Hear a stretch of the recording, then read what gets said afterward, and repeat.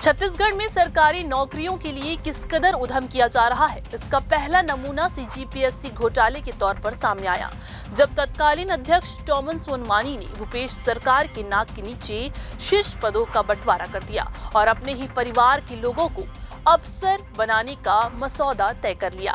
अब एक नया मामला पटवारी से आरआई यानी राजस्व निरीक्षक बनने के लिए की गई अनियमितता के तौर पर सामने आया है, जिसकी शिकायत सीधे सरकार से हुई तो शासन के निर्देश पर एसीबी ईओडब्ल्यू हरकत में आ गई।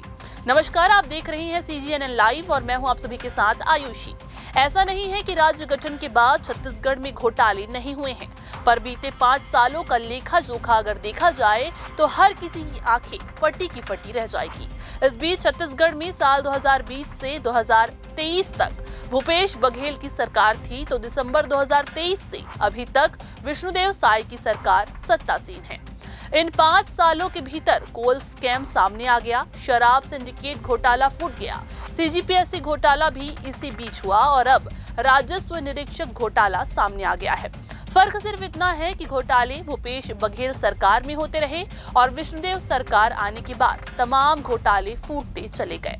बहरहाल बढ़ते हैं उस नए घोटाले की तरफ, जिसे लेकर एसीबी ईओडब्ल्यू एक्शन मोड में है। आपको याद होगा कि 19 नवंबर की सुबह छत्तीसगढ़ के 7 जिलों रायपुर, बिलासपुर, दुर्ग, गरियाबंद, अंबिकापुर, महासमुंद और जगदलपुर के 20 ठिकानों पर एसीबी ईओडब्ल्यू ने संयुक्त तौर पर छापामार कार्रवाई की। बताया जा रहा है कि अधिकारियों की संपत्ति उनकी आय के अनुपात से कहीं अधिक पाई गई है, जिस आधार पर छापेमारी की कार्रवाई तेज की गई। कुछ जगहों से कैश, सोने चांदी के गहने, संपत्तियों के डॉक्यूमेंट्स और इलेक्ट्रॉनिक डिवाइसेस मिलने की खबर भी है।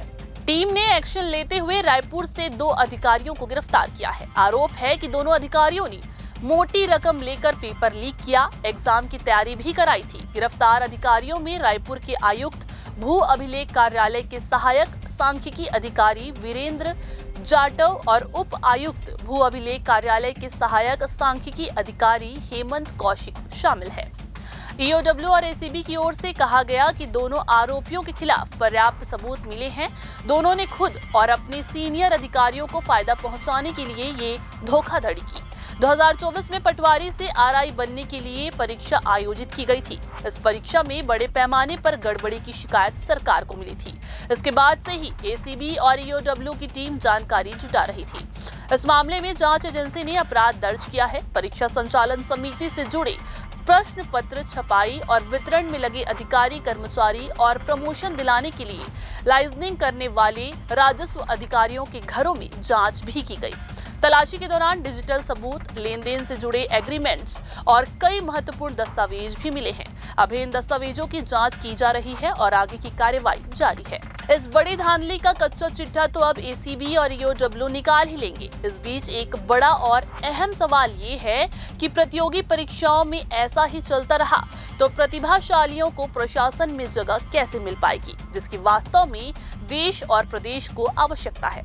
अपना जवाब कमेंट में दीजिएगा और अपने चैनल को अगर अभी तक सब्सक्राइब नहीं किया है तो देर मत कीजिएगा। साथ ही लाइक और शेयर भी करते रहिएगा। नमस्कार।